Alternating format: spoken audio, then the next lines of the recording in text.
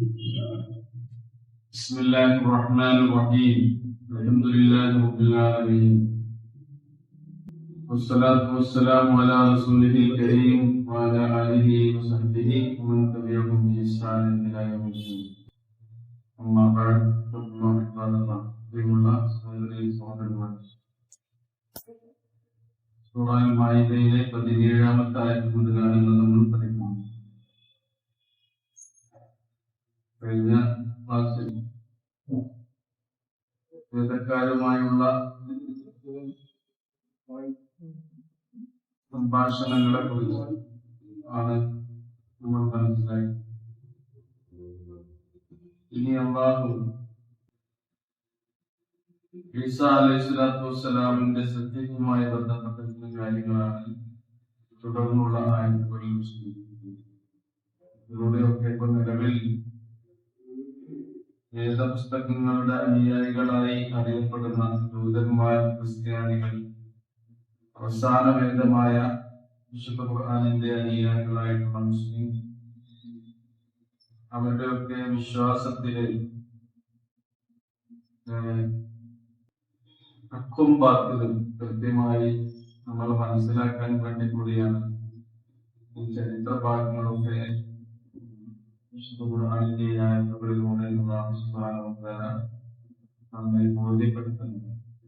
ഏകദൈവ വിശ്വാസത്തിന്റെ തൗഹീദിന്റെ മഹത്വവും അതിന്റെ പ്രാധാന്യവും അത് ഉൾക്കൊണ്ട ആളുകൾക്കുണ്ടാകുന്ന നേട്ടങ്ങൾ, അതിൽ നിന്ന് വ്യതിചലിച്ചാൽ ഉണ്ടാകുന്ന നഷ്ടങ്ങളും ഈ ദുനിയാവിലും പരലോകത്തും അവർക്ക് അനുഭവിക്കാനിടയാകുന്ന പരീക്ഷണങ്ങളും ശിക്ഷകളും ഒക്കെയാണ് ഇതിലൂടെ നമ്മൾ മനസ്സിലാക്കുന്നത്. أعوذ بالله من الشيطان الرجيم بسم الله الرحمن الرحيم لقد كفر الذين قالوا إن الله هو المسيح ابن مريم قل فمن يملك من الله شيئا إن أراد أن يهلك المسيح ابن مريم وأمه ومن في الأرض جميعا ولله ملك السماوات والأرض وما بينهما يخلق ما يشاء والله على كل شيء قدير لقد كفر നിശ്ചയമായും തീർച്ചയായും അവിശ്വസിച്ചിരിക്കുന്നു, അല്ലെങ്കിൽ അവിശ്വാസികളായിരിക്കുന്നു. ആരാണ് അവിശ്വാസികളായിട്ടുള്ളത്? അല്ലദീന ഖാലൂ, ഇങ്ങനെ പറഞ്ഞു, ഇന്നല്ലാഹ ഹുവൽ മസീഹു ഇബ്നു മറിയം, മറിയമിന്റെ മകൻ മസീഹ് തന്നെയാണ് അല്ലാഹു എന്ന് പറഞ്ഞവർ അവിശ്വാസികളായിരിക്കുന്നു. ഖുൽ, പ്രവാചകരെ, അവരോട് നിങ്ങൾ പറയണം, ഫമൻ യംലികു മിനല്ലാഹി ശൈഅൻ ഇൻ അറാദ അൻ യുഹ്ലികൽ മസീഹ ഇബ്ന മറിയം വഉമ്മഹു വമൻ ഫിൽ അർളി ജമീആ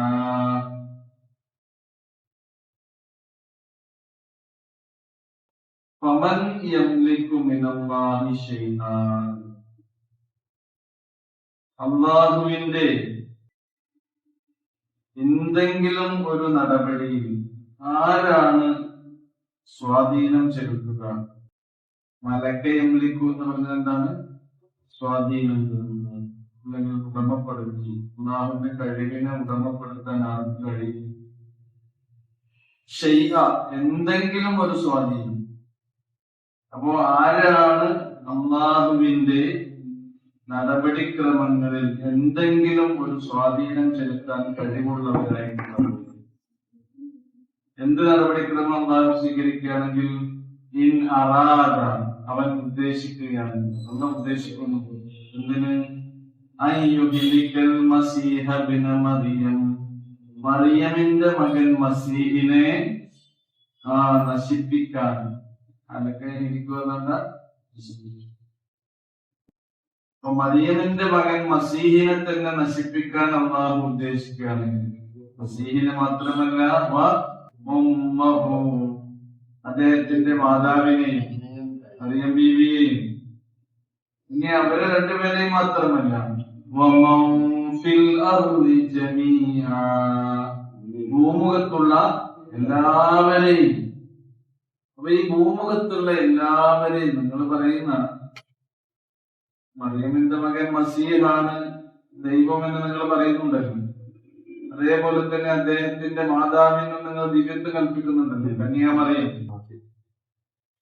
അങ്ങനെയൊക്കെയുള്ള ആളുകളെ അള്ളാഹു നശിപ്പിക്കാൻ ഉദ്ദേശിച്ചാൽ അള്ളാഹുവിന്റെ ഈ നടപടിക്രമങ്ങളിൽ എന്തെങ്കിലും ഒരു സ്വാധീനം ചെലുത്താൻ കഴിവുള്ളവർ നിങ്ങളിൽ ആരാണ്? പഠിച്ചവന്റെ നടപടിക്രമങ്ങളിൽ എന്തെങ്കിലുമൊക്കെ ചെയ്യാനോ തടുക്കാനോ അതിനെ പ്രതിരോധിക്കാനോ കഴിയുന്നവർ നിങ്ങളുടെ കൂട്ടത്തിലുണ്ടോ എന്നാണ് അല്ലാഹു സുബ്ഹാനഹു വ തആല ചോദിക്കുന്നത്. അപ്പൊ ആരാണ് യഥാർത്ഥ ഇലാഹ്? അൽ ഇലാഹാണ് അല്ലാഹു സുബ്ഹാനഹു വ തആല. അപ്പൊ സൃഷ്ടിക്കാനും അതേപോലെ തന്നെ നശിപ്പിക്കുവാനും ജീവിപ്പിക്കുവാനും മരിപ്പിക്കുവാനും ഒക്കെ കഴിവുള്ള ആളാണ് ആര്? അല്ലാഹു സുബ്ഹാനഹു. അങ്ങനെയുള്ള ആളാകണം ആര്? അല്ലാഹു സുബ്ഹാനഹു. അതുകൊണ്ടാണ് അല്ലാഹുവിനെ പറ്റി നമ്മൾ പറഞ്ഞത് ഹുവൽ അവ്വലു വൽ ആഖിറു വല്ലാഹിറു വൽ ബാത്തിൻ. അവ്വലിലെ ഉള്ള ആളാണ് ആര്? അല്ലാഹു സുബ്ഹാനഹു. ഈസാ നബിയോ? ഈസാ നബി നേരത്തെ ഉണ്ടോ? ഇല്ലല്ലോ. ഈസാ നബിന്റെ മുമ്പ് അമ്പിയാക്കളിൽ എത്രയോ ആളുകൾ ചെയ്തിട്ടുണ്ട്, അവിടെ വന്ന് പോയിട്ടുണ്ട്. അവിടെ ജീവിച്ച് മരിച്ചു പോയ ആളുകൾ. ഇനി അവസാനത്തെ ആളാണോ ഈസാ അലൈഹി സ്വലാത്തു വസ്സലാം? അതുമാണ്. അപ്പൊ എന്നെന്നും ജീവിച്ചിരിക്കുന്നവനും എല്ലാവർക്കും ജീവനും ജീവിതവും നൽകുന്നവനുമാകണം ആര്? യഥാർത്ഥ ആരാധ്യൻ. അവനാണ് ആര്? അല്ലാഹു സുബ്ഹാനഹു വ തആല. അതാണ് അവിടെ ഈസാ അലൈഹി സ്വലാത്തു വസ്സലാമിനെ കുറിച്ചും മാതാവിനെ കുറിച്ചുമുള്ള അബദ്ധമായ ധാരണകളെ നിങ്ങൾ തിരുത്തണം എന്നതാണ് ഈ ആയത്തിലൂടെ അല്ലാഹു സുബ്ഹാനഹു വ തആല ബോധ്യപ്പെടുത്തുന്നത്. മാത്രമല്ല വലില്ലാഹി മുൽക്കുസ് സമാവാതി വൽ അർളി വമാ ബൈനഹുമാ, അല്ലാഹുവിനാകുന്നു ആകാശഭൂമികൾക്കും അതിനിടയിലുള്ളവയ്ക്കുമെല്ലാം ഉള്ളതിന്റെ ആധിപത്യം. മാലിക്കുൽ മുൽക്കാരാണ് അല്ലാഹു സുബ്ഹാനഹു വ തആല. ആകാശഭൂമികൾക്കിടയിലുള്ളത് എന്ന് പറഞ്ഞാൽ അതിന്റെ എല്ലാ സൃഷ്ടികളും പെട്ടുമാ ബൈനഹുമാ. അപ്പൊ ആകാശങ്ങളുടെയും ഭൂമിയുടെയും അവ രണ്ടിനും ഇടയിലുള്ളവയുടെയും ഒക്കെ മുൽക്ക് ആരുടെ കയ്യിലാണ്? അല്ലാഹുവിന്റെ. ഇനി യഖ്ലുഖു മാ യശാ, അല്ലാഹു അവൻ ഉദ്ദേശിക്കുന്നത് പോലെ സൃഷ്ടികർമ്മം നടത്തുന്നു. അപ്പൊ മനുഷ്യന്റെ സൃഷ്ടികർമ്മം തന്നെ അല്ലാഹു സുബ്ഹാനഹു വ തആല ആദ്യം നടത്തി. എന്തിൽ നിന്നാണ് മനുഷ്യനെ സൃഷ്ടിച്ചത്? മണ്ണിൽ നിന്ന് അല്ലാഹു സുബ്ഹാനഹു വ തആല ആദ്യ പിതാവിനെ സൃഷ്ടിച്ചു. ഖുർആനിൽ അത് അല്ലാഹു തന്റെ കൈ കൊണ്ട് സൃഷ്ടിച്ചു എന്ന് പറയുന്നു. അല്ലാഹുവിന്റെ കൈ എന്ന് പറഞ്ഞാൽ നമ്മള് വഞ്ചി വെറുതെ കൈന്റെ മാതിരിയാണ് കരുതുന്നത്. അപ്പൊ കൈ എന്നൊരു പ്രയോഗം സൃഷ്ടിപ്പുമായി ബന്ധപ്പെട്ട് അല്ലാഹു സുബ്ഹാനഹു വ തആല നടത്തിയിട്ടുണ്ടെങ്കിൽ അത് ആരുടെ സൃഷ്ടിപ്പാണ്? മനുഷ്യന്റെ മാത്രം സൃഷ്ടിപ്പിന്. ഇനി അള്ളാഹുവിന്റെ സൃഷ്ടികളിൽ ഏറ്റവും അള്ളാഹു ആദരിച്ച് ശ്രേഷ്ഠമാക്കിയ സൃഷ്ടിപ്പും ആരുടെ സൃഷ്ടിപ്പാണ്? മനുഷ്യന്റെ സൃഷ്ടിപ്പാണ്. അതുകൊണ്ടാണ് വലഖദ് കർറംനാ ബനീ ആദം, ആദം സന്തതികളെ നാം ആദരിച്ചിരിക്കുന്നു. അപ്പൊ ആദമിന്റെ സൃഷ്ടിപ്പ് യഖ്ലുഖു മാ യശാ എന്ന് പറഞ്ഞത് ആദ്യം മണ്ണിൽ നിന്ന് അല്ലാഹു സുബ്ഹാനഹു വ തആല മനുഷ്യന്റെ രൂപമുണ്ടാക്കി. പിന്നീട് പറയുന്നുണ്ട് വനഫഖ്തു ഫീഹി മിൻ റൂഹി, എന്റെ ചൈതന്യത്തെ ആ ആദിമ മനുഷ്യനിൽ നാം സന്നിവേശിപ്പിച്ചു. അതില് ആദം അലൈഹിസ്സലാം. അങ്ങനെയാണ് മണ്ണിൽ നിന്ന് ഉണ്ടാക്കിയ മോൾഡിന്, ആ രൂപത്തിന് ജീവൻ ഉണ്ടായി. ആദിമ മനുഷ്യൻ അതാണ് ഒന്നാമത്തെ സൃഷ്ടി. രണ്ടാമത് അള്ളാഹു സൃഷ്ടികർമ്മം, അതാ എതിർപ്പമായ പറയുന്നത്. രണ്ടാമത്തെ സൃഷ്ടികർമ്മം എന്താണ്? ഈ ആദമിന് ഒരു ഇണമാണ്. അപ്പൊ അതിന്റെ നേരത്തെ ആദം അലൈഹിസ്സലാമിനെ ഉണ്ടാക്കിയതുപോലെ മണ്ണിൽ നിന്ന് ഒരു സ്ത്രീയുടെ മോൾഡുണ്ടാക്കി അതിൽ പിന്നെ റൂഹിനെ സന്നിവേശിപ്പിച്ചതാണോ? അല്ല. അപ്പൊ ഇണയെ അള്ളാഹു സൃഷ്ടിച്ചത് ആരിൽ നിന്നാണ്? ആദമിൽ നിന്ന് തന്നെ. അതുകൊണ്ടാണ് ഈ സൂറയുടെ ആദ്യത്തിൽ നമ്മൾ പഠിച്ചല്ലോ അല്ലെ, യാ അയ്യുഹന്നാസു തഖൂ റബ്ബക്കും അല്ലദീ ഖലഖക്കും മിൻ നഫ്സിൻ വാഹിദ, സൂറ നിസാ, വഖലഖ മിൻഹാ സൗജഹ. യാ അയ്യുഹന്നാസു തഖൂ റബ്ബക്കും, ജനങ്ങളെ നിങ്ങൾ നിങ്ങളുടെ റബ്ബിനെ സൂക്ഷിക്കണം. അല്ലദീ ഖലഖക്കും, അവൻ നിങ്ങളെ സൃഷ്ടിച്ചവനാകുന്നു. മിൻ നഫ്സിൻ വാഹിദ, ഒരൊറ്റ അസ്തിത്വത്തിൽ നിന്നാണ് നിങ്ങളെ അവൻ സൃഷ്ടിച്ചത്. ആ നഫ്സുൻ വാഹിദ എന്ന് പറയുന്ന നഫ്സ് ഏതാണ്? ആദം അലൈഹിസ്സലാമിന്റെ നഫ്സാണ് നഫ്സുൻ വാഹിദ. അപ്പൊ നഫ്സ് എന്ന പദം അറബിയില് ശരീരത്തിനും പ്രയോഗിക്കുന്നുണ്ട്, അതിന്റെ ആത്മീയ ചൈതന്യം ആകുന്ന ആത്മാവിനും പ്രയോഗിക്കുന്നുണ്ട്. മിൻ നഫ്സിൻ വാഹിദ, ഒരൊറ്റ അസ്തിത്വത്തിൽ നിന്ന് നിങ്ങളെ സൃഷ്ടിച്ചു. പിന്നെ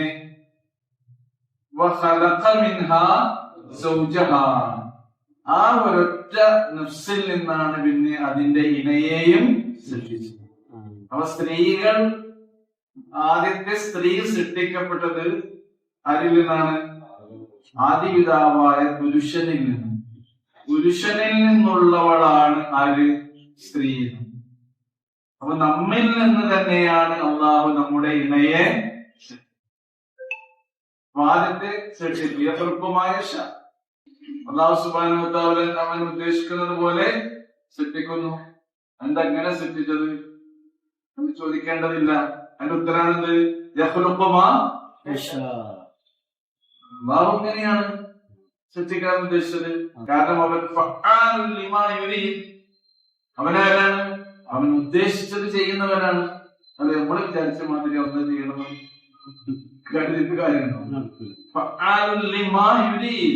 അവനെന്താണോ ഉദ്ദേശിച്ചത് അത് ചെയ്യുന്നവനാണ് ആര്? അല്ലാഹു സുബ്ഹാനഹു വ തആല. എന്നിട്ടോ വബസ്സ മിൻഹുമാ റിജാലൻ കസീറൻ വ നിസാഅൻ.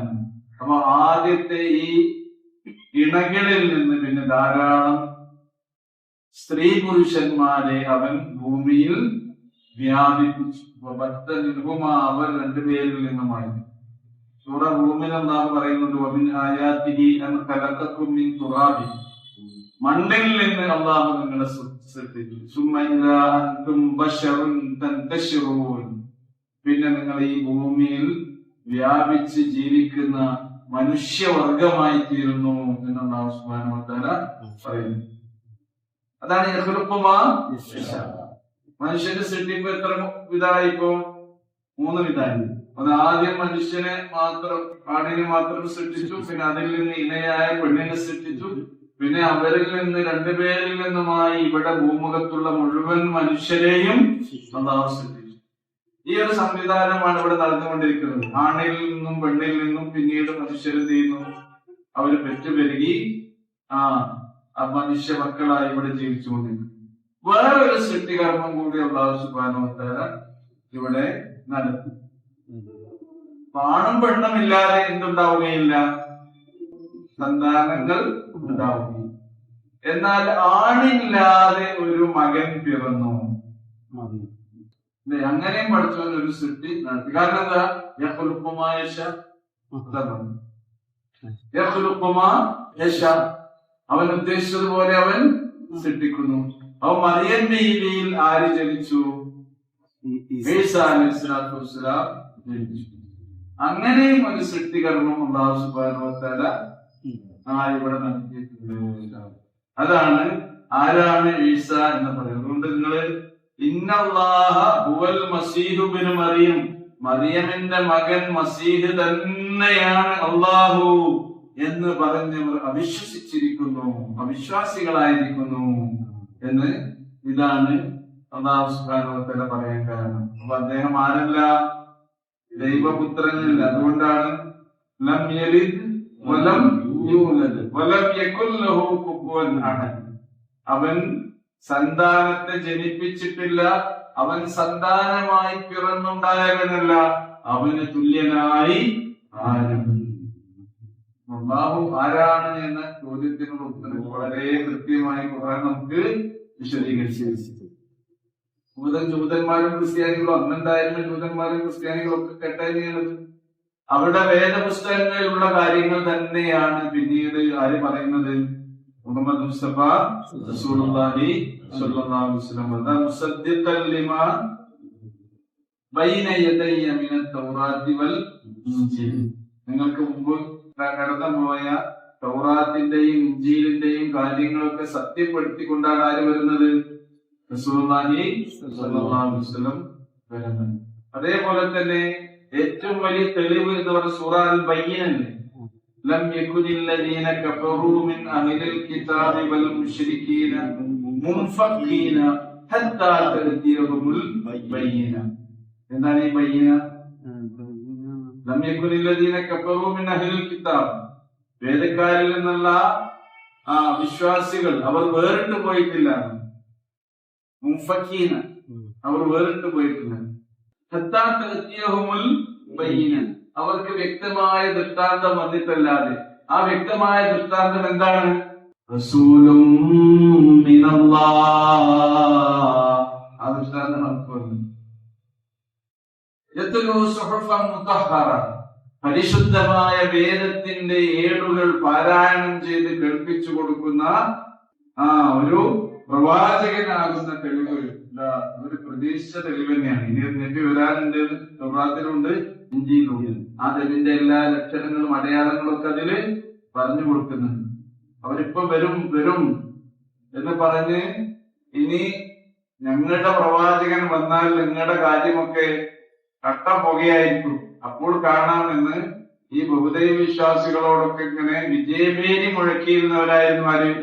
ഈ വേദപുസ്തകത്തിന്റെ ആളുകളും മുൻഗാമികളായ ദൂതന്മാരും ക്രിസ്ത്യാനികളും കേട്ടോ. അങ്ങനെ ഈ പ്രവാചകൻ വന്നു. എന്ത് കാരണത്താലാണ് വിശ്വസിച്ചത്? അത് ഇസ്രായേലി പരമ്പരയിൽപ്പെട്ടതായില്ല ഈ പ്രവാചകൻ, അദ്ദേഹം അറബി പരമ്പരയിൽപ്പെട്ടതായി എന്ന ഒരൊറ്റ കാരണത്താലാണ് അവർ എന്ത് ചെയ്തത്? അവിശ്വസിച്ചത്. ബഗി എന്ന പ്രയോഗം നടത്തിയത്. ബഗിയൻ ബൈനഹും, അവർക്കിടയിലുള്ള വിദ്വേഷം കാരണമാണ്. സ്വന്തം പരമ്പരയിൽ നിന്നും ആയില്ല, അവരുടെ പരമ്പരയിൽ നിന്നായില്ല. അവരുടെ ഇസ്രായേലി പരമ്പര എന്ന് പറഞ്ഞാൽ ഇബ്രാഹിം അലൈഹി സ്വലാത്തു വസ്സലാമിന്റെ മക്കളാണ്. ഇബ്രാഹിമി മില്ലത്താണെല്ലാം. എല്ലാവരും പറയുന്നുണ്ട് ഞങ്ങൾ ഇബ്രാഹിമി മില്ലത്തിന്റെ ആളുകളാണ് കേട്ടോ. അവിടെ ഇസ്രായേലിൽ ഉണ്ടാക്കിയ കരാർ ഇബ്രാഹിമിന്റെ പേരിലാണ്, ഇബ്രാഹിമി കരാർ. എന്നിട്ട് ആ കരാറിനെ അവർ എന്ത് ചെയ്യാണ്?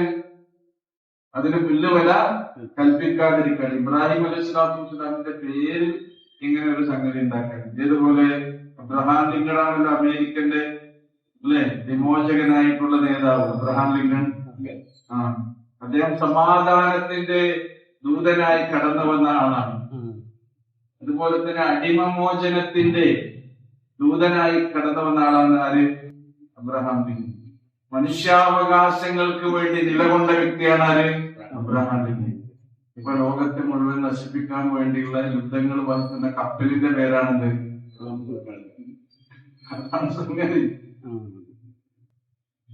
കപ്പലിനാണ് ഇപ്പോ അബ്രഹാം ലിങ്കന്റെ സംഗതികൾ അവർ നിലനിർത്തിക്കൊണ്ടിരിക്കുന്നത്. അദ്ദേഹം പഠിപ്പിച്ചു വെച്ച, അദ്ദേഹം ഇവിടെ അമേരിക്കക്കാർക്കും ലോകത്തിനും നൽകിയിട്ടുള്ള മെസ്സേജിന് നേരെ ഘടകവിരുദ്ധമായ മെസ്സേജാണ് എന്ത് ചെയ്തത്? അതിന്റെ തെളിവല്ലേ ഇപ്പൊ പടക്കോപ്പുകൾ വഹിക്കുന്ന ഒരു യുദ്ധവാഹിനി കപ്പലിനാണ് എന്ത് പേരിട്ടുള്ളത്? Abraham Lincoln.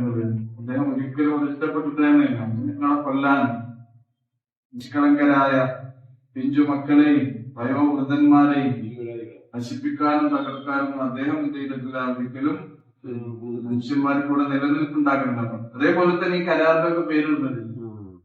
ഓക്കെ, അപ്പൊ നമുക്ക് അല്ലാഹു സുബ്ഹാനഹു വ തആല അവൻ ഉദ്ദേശിച്ചതുപോലെ സൃഷ്ടികർമ്മം നടത്തുന്നു. വല്ലാഹു അലാ കുല്ലി ഷൈഇൻ ഖദീർ. അല്ലാഹു സുബ്ഹാനഹു വ തആല എല്ലാറ്റിനും കഴിവുള്ളവനാണ്. അപ്പൊ കുറച്ച് ഈമാനുള്ള ഒരു വേദക്കാരായ ആളുകൾക്കൊക്കെ ഈ സംഗതി എന്ത് ചെയ്യും, പെട്ടെന്ന് മനസ്സിലായി. ഇന്നും ശരിക്ക് ഖുർആനിന്റെ ആയത്തുകൾ പാരായണം ചെയ്ത് ഇതിന്റെ ആശയങ്ങൾ ഉൾക്കൊണ്ടുകൊണ്ട് യഥാർത്ഥ ഏകദൈവ വിശ്വാസത്തിലേക്ക് കടന്നു വരുന്ന മനുഷ്യന്മാരുണ്ട്. അതുകൊണ്ടാണ് ഖുർആൻ ലോകാവസാനം വരെയുള്ള മനുഷ്യർക്ക് ഹിദായത്തും വെളിച്ചവും നൽകുന്ന പഠിച്ചാൻ പറയുന്നത്. ഇവിടെ യാതൊരു പ്രകോപനങ്ങളോ ഒന്നുമില്ലാതെയാണ് ഈ ദീനിലേക്ക് ആളുകൾ വരേണ്ടത്, അല്ലെ? എന്തെങ്കിലുമൊക്കെ വ്യാമോഹിപ്പിച്ചുകൊണ്ടാണോ ദീനെ നമ്മൾ പ്രചരിപ്പിക്കുന്നത്? എന്തെങ്കിലും അതേപോലെ തന്നെ പ്രലോഭനങ്ങൾ ഉണ്ടാക്കിക്കൊണ്ടാണോ? ഒന്നുമല്ല, ഭീഷണിപ്പെടുത്തിക്കൊണ്ടൊന്നല്ല. ദീനിൽ ഒരിക്കലും അടിച്ചേൽപ്പിക്കരുത്. കാരണം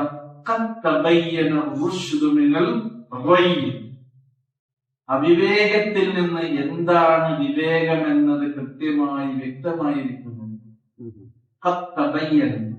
നിശ്ചയം വ്യക്തമായിരിക്കുന്നു.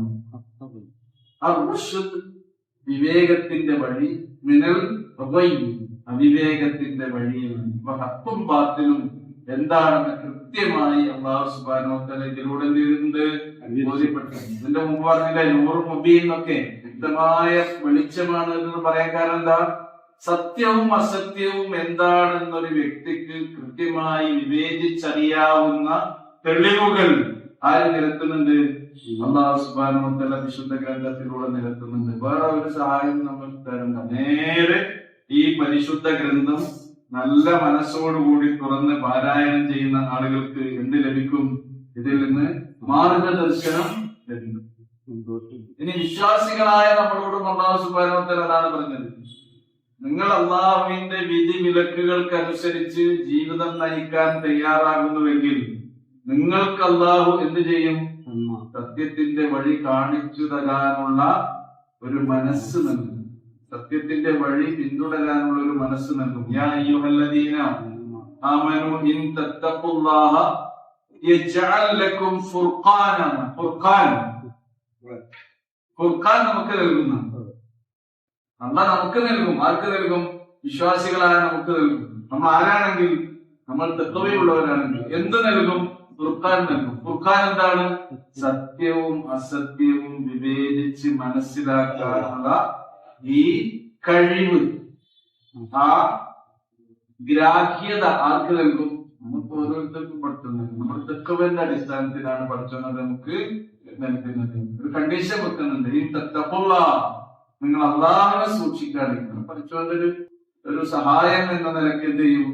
നമ്മുടെ മനസ്സുകളിലേക്ക് അള്ളാഹു അത് ചോദിപ്പിച്ചു തരും എന്നുള്ളതാണ്. അള്ളാഹു നമ്മയൊക്കെ അങ്ങനെ ഫുർഖാൻ ലഭിക്കുന്ന സത്യവിശ്വാസികൾ ഉൾപ്പെടുത്തി അനുഗ്രഹിക്കുമാറാകട്ടെ. എന്നാൽ പിന്നെ മനുഷ്യൻ ഫുർഖാൻ ലഭിച്ചാൽ എന്താണോ? ഇവരും അങ്ങനെ പറയുന്നത്, ഇവരും അങ്ങനെ പറയുന്നത്, നമ്മളിപ്പോ എന്താ ചെയ്യാം? ദുനിയാവിന്റെ ഏതെങ്കിലും ഒരു കാര്യത്തിൽ അങ്ങനെ ആരെങ്കിലും ചെയ്യും, ഒരു നിലപാടെടുക്കും.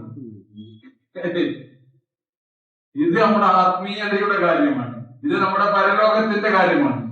ഇത് നമ്മുടെ സ്വർഗത്തിന്റെയും നരകത്തിന്റെയും കാര്യമാണ്. ഈ കാര്യം പറയുമ്പോൾ അവരത് അങ്ങനെ പറയുന്നത്, ഇവരെന്ത് അങ്ങനെ പറയുന്നത്, നമ്മൾ പിന്നെ എന്താ ചെയ്യാം?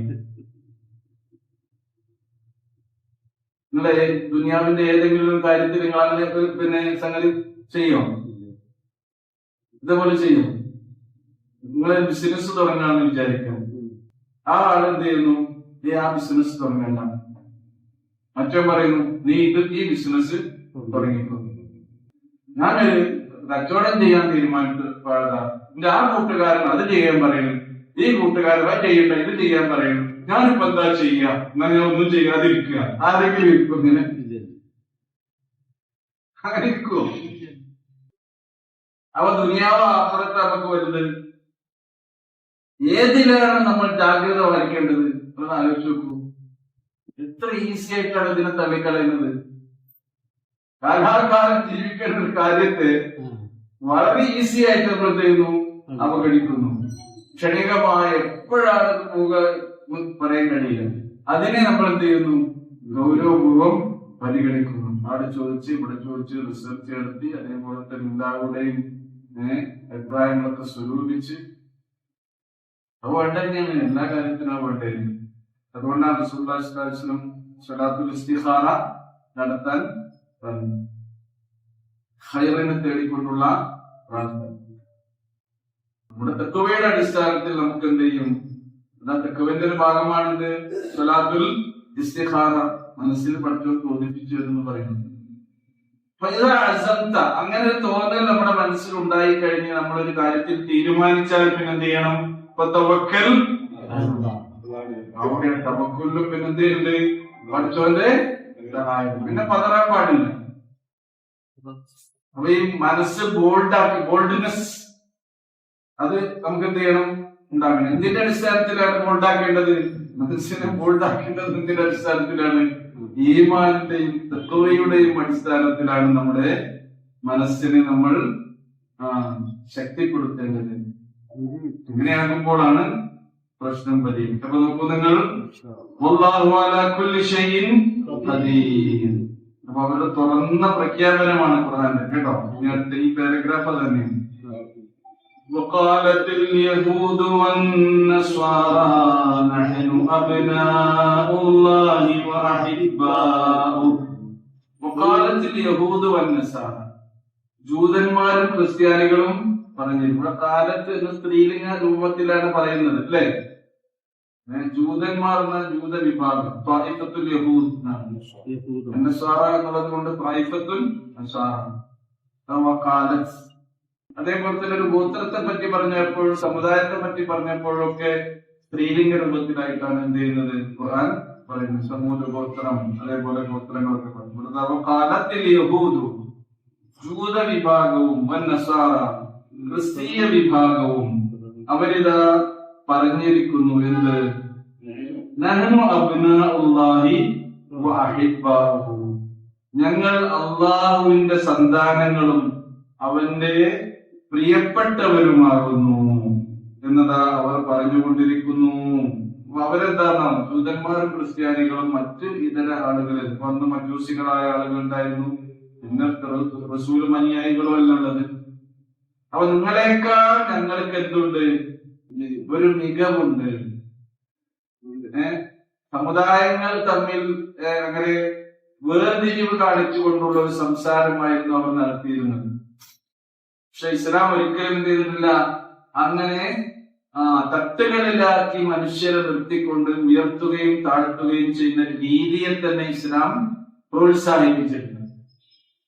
അപ്പൊ അവർ പറയുന്നതാണ് നഹ്നു അബ്നാഉല്ലാഹ്, ഞങ്ങൾ അള്ളാഹുവിന്റെ പ്രിയപ്പെട്ട മക്കളാണ്, അവന്റെ ഇഷ്ടക്കാരാണ് എന്നൊക്കെ അവർ പറയുന്നു. എന്നാൽ അവരോട് ചോദിക്കും, ഖുൽ ഫലിമ യുഅദ്ദിബുകും ബിദുനൂബികും. അങ്ങനെയാണെങ്കിൽ നിങ്ങൾ ചെയ്യുന്ന ദുനൂബ് എന്താണ്? തെറ്റുകൾ, കുറ്റങ്ങൾ. ആ കുറ്റങ്ങൾക്ക് എന്തിനാണ് പിന്നെ നിങ്ങൾ ശിക്ഷിക്കുന്നത്? കേട്ടോ, കുറ്റങ്ങൾ ചെയ്താൽ ശിക്ഷിക്കപ്പെടുന്ന എല്ലാ കിതാബിലുമുണ്ട്. അത് തൗറാത്തിലുണ്ട്, അത് ഇഞ്ചീലിലുണ്ട്, എല്ലാ വേദപുസ്തകങ്ങളുണ്ട്. മനുഷ്യൻ തെറ്റ് ചെയ്താൽ അതിന്റെ ശിക്ഷ അനുഭവിക്കേണ്ടി വരും. അണുത്തൂക്കമാണെങ്കിലും അത് വേണ്ടി വരും. നന്മ ചെയ്താൽ അതിന്റെ പ്രതിഫലം മനുഷ്യന് നൽകപ്പെടും, എത്ര കുറച്ചാണെങ്കിലും കൂടുതലാണെങ്കിലും. അങ്ങനെയാണെങ്കിൽ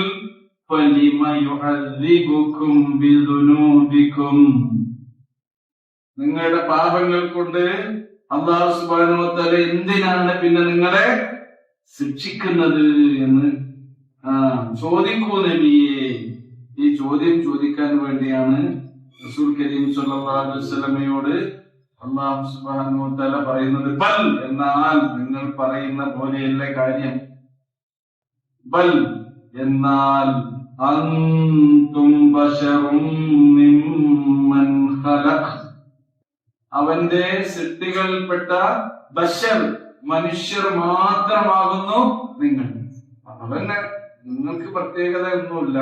അല്ലാഹ് സൃഷ്ടിച്ച എല്ലാ മനുഷ്യന്മാരെ പോലെയുമുള്ള ഒരു മനുഷ്യവർഗം മാത്രമാണ് നിങ്ങളും. ആര്? ജൂതന്മാരാണെങ്കിലും ക്രിസ്ത്യാനികളാണെങ്കിലും. മനുഷ്യരിൽ നിന്ന് നിങ്ങൾക്ക് ഒരു ശ്രേഷ്ഠതയില്ല. മനുഷ്യരിലെ ശ്രേഷ്ഠത എന്തിന്റെ അടിസ്ഥാനത്തിലുള്ളത് എന്ന് ഖുർആൻ പറയുന്നത്? തഖ്വയുടെ അടിസ്ഥാനം. അതുകൊണ്ടാണ് വയുഅദ്ദിബു മൻ യശാ. അല്ലാഹു ഉദ്ദേശിച്ച ആളുകളെ അവൻ ശിക്ഷിക്കുന്നു. അപ്പൊ ശിക്ഷയാണെങ്കിലും രക്ഷയാണെങ്കിലും അള്ളാഹുവിന്റെ മശീഅത്ത് അനുസരിച്ച് ഉണ്ടാകുന്ന ഒരു കാര്യമാകുന്നു അത്. വലില്ലാഹി മുൽക്കുസ് സമാവാതി വൽ അർളി വമാ ബൈനഹുമാ. ആകാശഭൂമികൾക്കിടയിലുള്ള എല്ലാറ്റിന്റെയും, ആകാശങ്ങളുടെയും ഭൂമിയുടെയും അവ രണ്ടിന്റെയും ഇടയിലുള്ള എല്ലാറ്റിന്റെയും മുൽക്ക്, ആധിപത്യം ആർക്കാണ്? അള്ളാഹുവിനാകുന്നു. അള്ളാഹുവിന്റെ സൃഷ്ടികളാണ് എല്ലാം. അതുകൊണ്ട് ആ സൂറ മറിയമിലെ 93-ാമത്തെ ആയത്തിൽ പറയുന്നുണ്ട് ഖുർആനിൽ, ഇൻ കുല്ലു മൻ ഫിസ് സമാവാതി വൽ അർളി ഇല്ലാ ആതിർ റഹ്മാനി അബ്ദാ.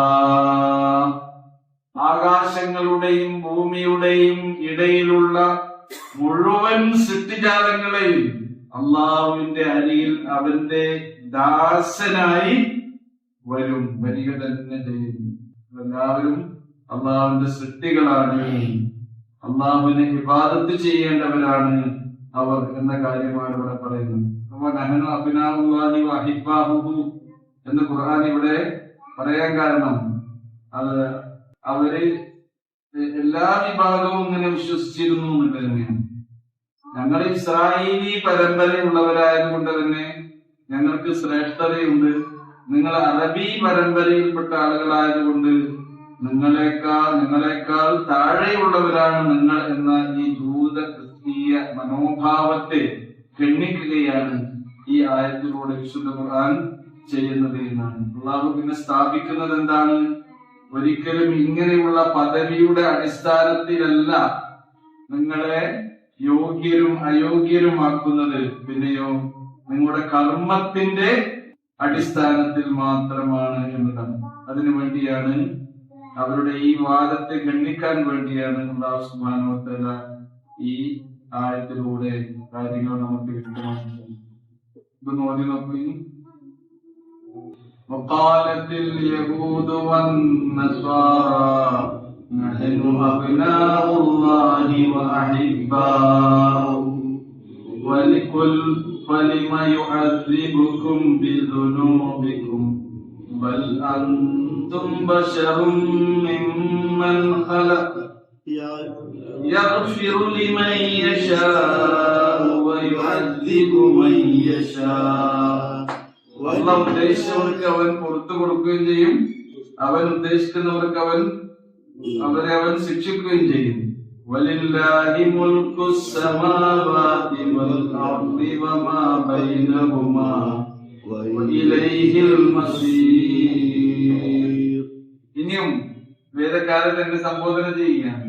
യാ അഹ്ലൽ കിതാബി ഖദ് ജാഅകും റസൂലുനാ യുബയ്യിനു ലക്കും അലാ ഫത്രത്തിൻ മിനർ റുസുൽ അൻ തഖൂലൂ മാ ജാഅനാ മിൻ ബശീരിൻ വലാ നദീർ ഫഖദ് ജാഅകും ബശീറുൻ വനദീർ വല്ലാഹു അലാ കുല്ലി ഷൈഇൻ ഖദീർ.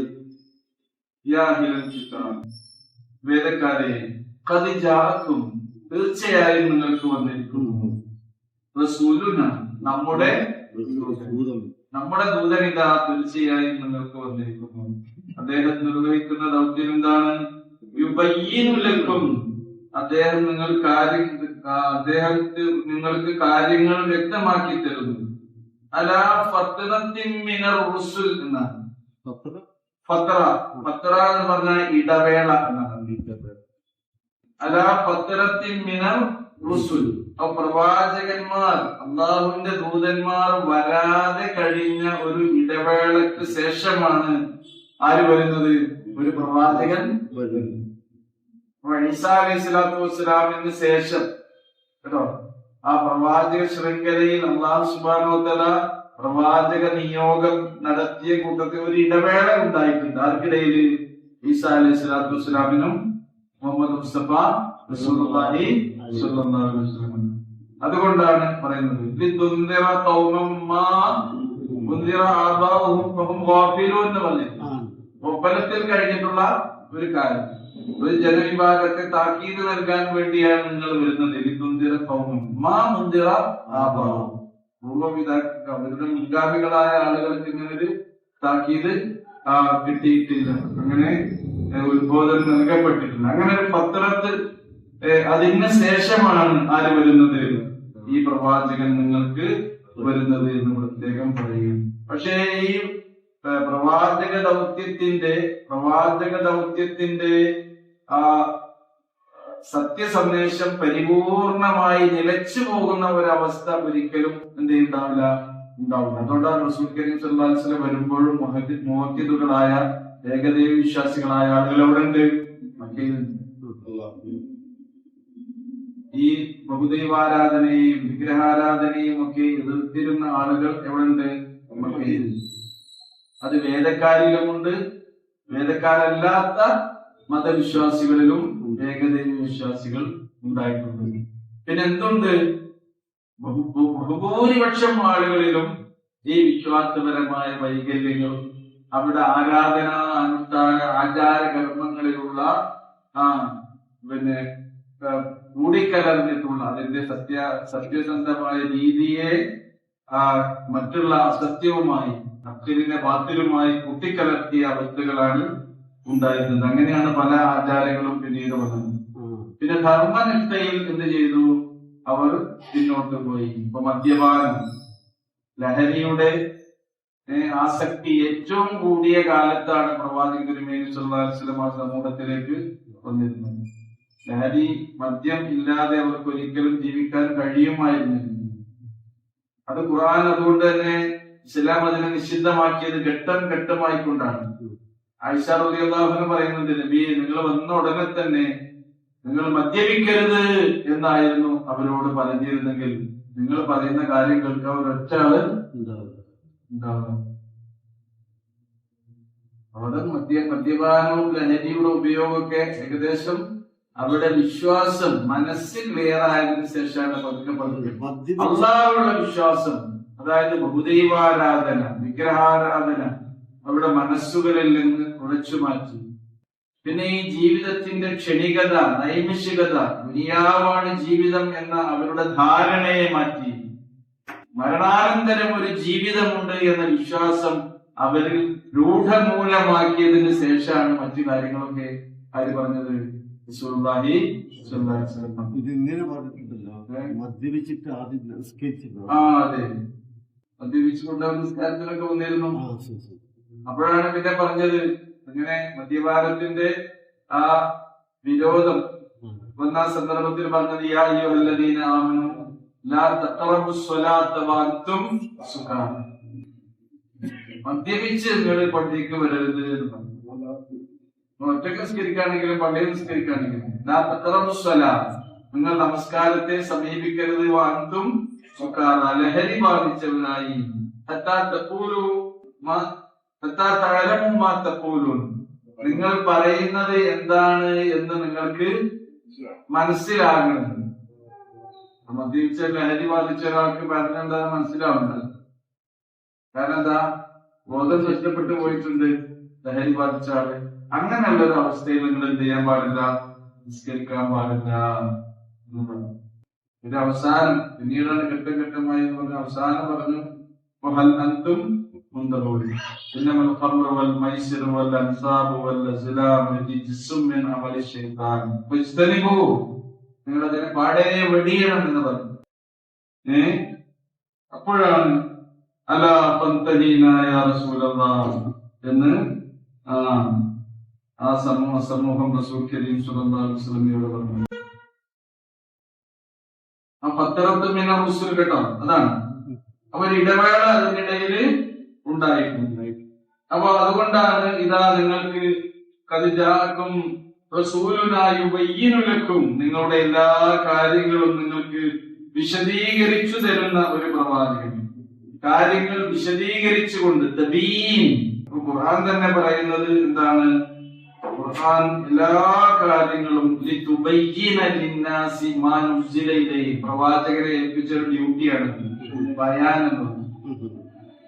വഅൻസൽനാ ഇലൈക ദിക്ർ, ഈ ഉത്ബോധന ഗ്രന്ഥം താങ്കൾക്ക് നാം അവതരിപ്പിച്ചു തന്നിട്ടുള്ളത് ലിതുബയ്യിന ലിന്നാസ്, ജനങ്ങൾക്ക് താങ്കൾ വിശദീകരിച്ച് വ്യക്തമാക്കി കൊടുക്കണം. മാ നുസില ഇലൈഹി, അവരിലേക്ക് അവതരിപ്പിക്കുന്ന കാര്യം. ഈ ബയാൻ ചെയ്യേണ്ട ഉത്തരവാദിത്തം ആർക്കാണുള്ളത്? അപ്പൊ ഖുർആൻ ഇറങ്ങിയ സന്ദർഭത്തിൽ ഖുർആന്റെ ഏത് ആയത്തുകളും ഇറങ്ങുകയാണെങ്കിലും അധികവും അവരുടെ ജീവിതവുമായി ബന്ധപ്പെട്ട് അവരുടെ പ്രശ്നങ്ങൾക്കുള്ള പരിഹാരം, അവരുടെ ചോദ്യങ്ങൾക്കുള്ള ഉത്തരം, അതേപോലെ അവർക്ക് എന്താണോ ആവശ്യം അത് നൽകിക്കൊണ്ടുള്ള സന്ദേശം, ഇങ്ങനെയൊക്കെയാണ് ഖുർആൻ ഇറങ്ങിയത്. അതാണ് റസൂല് ബയാൻ ചെയ്തത്. അവർക്ക് മനസ്സിലാകാത്ത ഒരു സംഗതി ഉണ്ടായിട്ടില്ല, റസൂൽ അത് വിശദീകരിച്ചു കൊടുക്കുന്നു. അപ്പോൾ തബീൻ ചെയ്യുന്ന ഒരു പ്രവാചകനാകുന്നു നിങ്ങൾക്ക് വന്നിട്ടുള്ളത്. അതിനാൽ എന്ത് ചെയ്യാൻ പാടില്ല? നിങ്ങൾ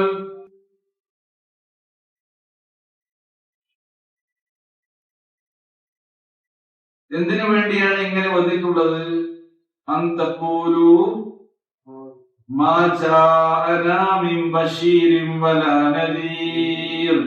കേട്ടോ, നിങ്ങൾ അന്തഖൂലു, നിങ്ങൾ പറയാതിരിക്കാൻ വേണ്ടിയാണ് ഈ ദൂതനെ അല്ലാഹു അയച്ചിട്ടുള്ളത്.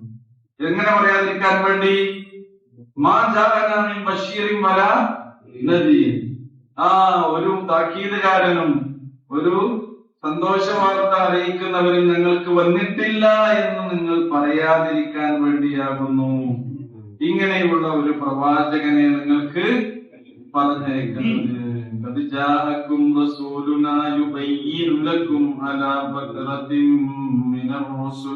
അവിടെ വിട്ടുപോയിട്ടുള്ള ഒരു ഭാഗം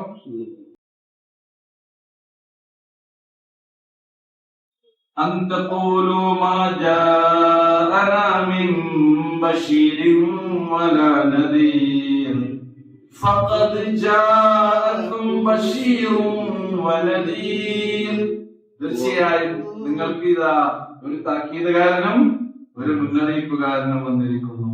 വല്ലാഹു അലാ കുല്ലി ഷൈഇൻ ഖദീർ. തീർച്ചയായും അല്ലാഹു സുബ്ഹാനഹു വ തആല എല്ലാറ്റിനും കഴിവുള്ളവനാണ്. ഈ ചരിത്ര പഠനത്തിലൂടെ നമ്മൾ മനസ്സിലാക്കേണ്ടത്, നമ്മൾ ഉൾക്കൊണ്ടിട്ടുള്ള വിശ്വാസത്തിന്റെ വിശുദ്ധിയും അതിന്റെ മഹത്വവും അതിന്റെ പ്രാധാന്യവും അത് മുഖേന നമുക്ക് അല്ലാഹു സുബ്ഹാനഹു വ തആല ഈ ഭൗതിക ജീവിതത്തിൽ നൽകുന്ന നന്മയും, നമ്മൾ മരിച്ചു കഴിഞ്ഞാൽ വെറുതെയാകുമോ? ഇല്ല. വിശ്വാസം ഉണ്ടെങ്കിൽ നമ്മുടെ ഈമാനും നമ്മുടെ സമ്പത്തും നമ്മുടെ സന്താനങ്ങളും നമുക്ക് ഉപകാരപ്പെടുന്നവർ. ഈ വിശ്വാസം ഇല്ലെങ്കിലോ നമ്മുടെ വിശ്വാസം ഏതായാലും ഉപകാരപ്പെടൂല, സമ്പത്ത് ഉപകാരപ്പെടൂല, നമ്മുടെ സന്താനങ്ങൾ നമുക്ക് ഉപകാരപ്പെടുകയില്ല. അപ്പൊ ഈമാനിന്റെ മഹത്വം എന്താണ് എന്നും മനുഷ്യർ ഏതൊക്കെ രീതിയിലാണ് ഈ സത്യമാർഗത്തിൽ നിന്ന് വ്യതിചലിച്ചു പോകുന്നത് എന്നും നമ്മുടെ കൂടെ ജീവിക്കുന്ന ഈ മറ്റു മതസ്ഥരായ സഹോദരങ്ങളുണ്ട്, അവർ വെച്ചു പുലർത്തുന്ന വിശ്വാസം എന്താണെന്നൊക്കെയാണ് ഈ ആയത്ത് ഓതുമ്പോൾ നമുക്ക് മനസ്സിലാക്കേണ്ടത്. അതുകൊണ്ട് അവരുടെ വിശ്വാസം അവർക്കുണ്ട്, നമ്മുടെ വിശ്വാസം നമുക്കുണ്ട്. ലക്കും ദീനക്കും ദീനിക്കും എന്ന് പറഞ്ഞാൽ എന്താ? നിങ്ങളുടെ വിശ്വാസം നിങ്ങൾക്കുണ്ട്. അത് നമ്മളെ ചോദ്യം ചെയ്യാനോ നിങ്ങൾ ആരാധിക്കുന്ന ആരാധ്യ വസ്തുക്കളെ അപഹസിക്കാനോ അതിനെ പിടിച്ചു താഴ്ത്താനോ വീഴ്ത്താനോ നമുക്ക് വരുന്നില്ല. അതൊക്കെ ഇവിടെ നിലനിൽക്കണം. ലക്കും ദീനിക്കും, നിങ്ങൾക്ക് നിങ്ങളുടെ ദീൻ എന്നാണ് നമ്മൾ പറയുന്നത്. അത് നമ്മൾ പറയേണ്ട കാര്യമായിട്ടാണ് പറയുന്നത്, ലക്കും ദീൻ. പക്ഷെ നമ്മളെ ദീനെ നമ്മളെ വിട്ടുവല്ലോ? ഇല്ല. ഞങ്ങൾക്ക് ഞങ്ങളുടെ വിശ്വാസം, ഞങ്ങളുടെ ആചാരം, ഞങ്ങളുടെ അനുഷ്ഠാനം, ഞങ്ങളുടെ സംസ്കാരം, ഞങ്ങളുടെ ആരാധനാലയങ്ങൾ അതിവിടെ വേണം.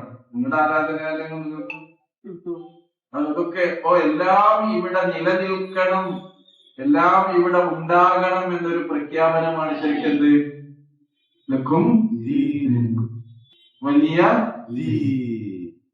എന്റെ ദീനും എന്റെ സംസ്കാരവും എനിക്ക് ഇത് ഞാൻ എന്ത് ചെയ്യൂല, ഞാൻ ഒരിക്കലും എന്റെ ജീവിതത്തെ ഞാൻ ഒരിക്കലും നഷ്ടപ്പെടുകയില്ല എന്ന പ്രഖ്യാപനവും അല്ലാഹു സുബ്ഹാനഹു വ തആല നമ്മെ അനുഗ്രഹിക്കുമാറാകട്ടെ. അത്യുഷ്ണം പ്രമാണിച്ച് ക്ലാസ് 10 മിനിറ്റ് ഓക്കെ എല്ലാവരും ഇങ്ങനെ ചെറിയൊരു ഗിയർ. അപ്പൊ ഇത് നമ്മൾ എന്ത് ചെയ്യാ നമുക്ക് വേണ്ടി ദുആ ചെയ്യണം. ആർക്കും ഇപ്പൊ ഒരു കൂട്ടമല്ല കേട്ടോ. ഇവിടെ ഇങ്ങനെ കൂടാണെങ്കിൽ എസ് ഇങ്ങനെ വെക്കണം. എസ് വെക്കുന്നതോറും എന്ത് ചെയ്യാണ് ചൂട് കൂടുന്നത് കേട്ടോ. ഓടുന്തോറും തിരുങ്ങുന്തോറും ഓടുകയാണ്. അപ്പൊ ഇതിന്റെ കാലാവസ്ഥ ആകെ മാറുകയാണ്. നമ്മളെ കൈകടത്തലുകൾ തന്നെയാണ് സംഗതി.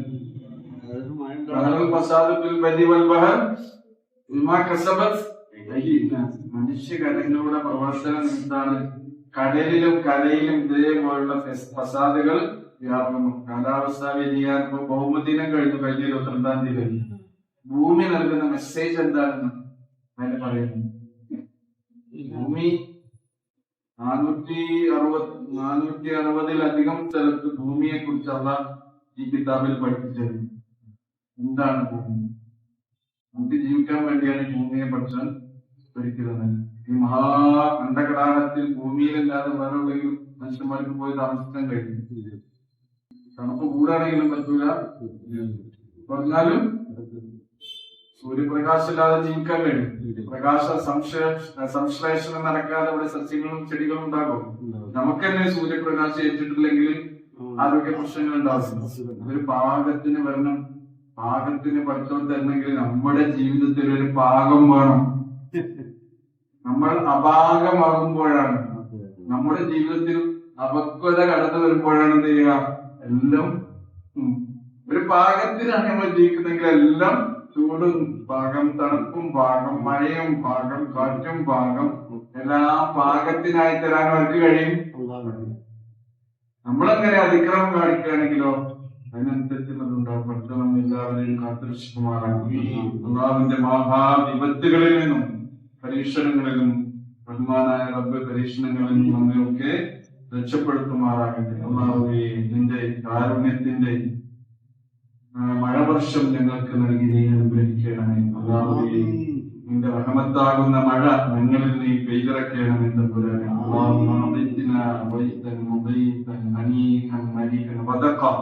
اللهم اسقنا